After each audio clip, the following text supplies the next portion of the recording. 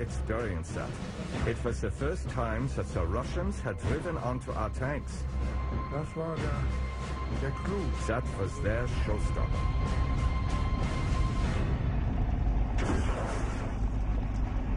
Ja, es gibt Sachen. There were some crazy things, also stuff that they thought of.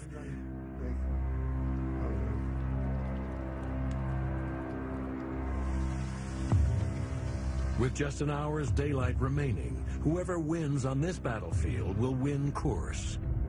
And it's the German tankers who, in the bloodbath, now sense victory is within their grasp. We were more and more convinced that we could do it. I want to tell you something. We weren't afraid. So we just kept attacking and attacking.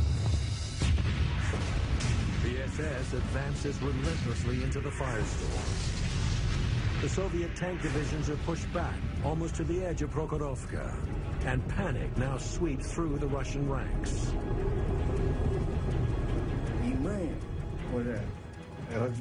And we just said, just like that, the lines are splitting, battalions are splitting, army is backing. And we were backing up the 5th Army. But the Red Army generals won't give up. They send wave after wave of T-34s into the fight. No matter how many T-34s the Germans destroy, more and more keep appearing to take their place.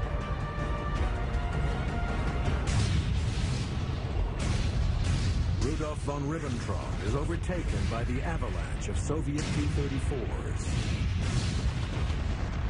At this point, remaining stationary was the surest means of being destroyed by the Russian tanks. Just then, a T-34 halted about 30 meters off to our right. I saw the tank rock slightly on its suspension and traverse its turret in our direction. I was looking right down the muzzle of its gun. "Step on it now," I shouted into the microphone. My driver had already put it into gear. We moved past the T-34. The Russian tried to turn his turret to follow us, but was unable to do so. We halted 10 meters behind the stationary T-34 and turned. My gunner scored a direct hit on the Russian's turret. T-34 exploded, and its turret flew about 3 meters through the air, almost striking my tank's gun. While all of this was going on, other T-34s were rolling past us.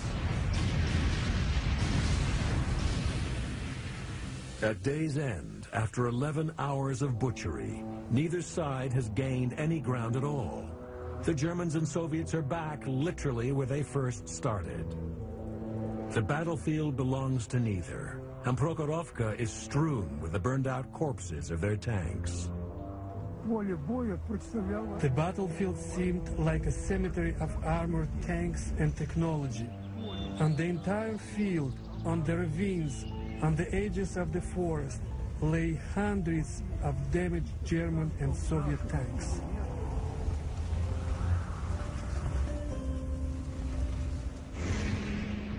At Kursk, the German blitzkrieg on the Eastern Front has hit its brick wall.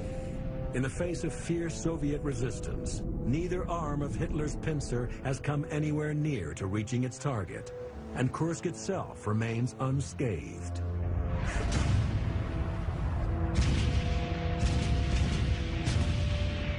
Losses on both sides are enormous. Operation Citadel has taken the lives of 80,000 men and destroyed nearly 3,000 tanks. But the Soviets have held off the Germans. For the Red Army, it will be remembered as a great victory. The day after Prokhorovka, with news of the Allied invasion of southern Italy, Hitler calls off Operation Citadel altogether to deal with a war which is now on two fronts. The battle for Kursk is over, and for the Germans it represents a massive and irreparable failure. From these fields of Prokhorovka, they begin a retreat, which within 2 years will take them all the way back to Berlin.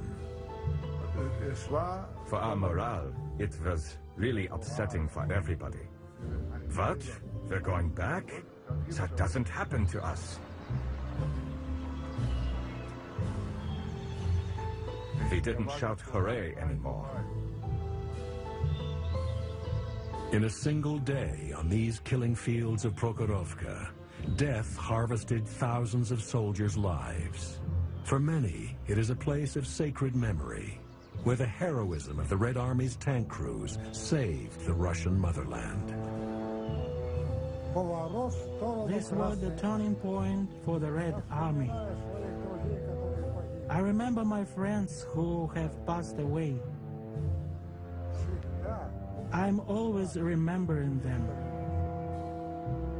Always, always will be remembering them. My friends. May they rest in peace, as they say in heaven. Царство им, как говорится, небесное.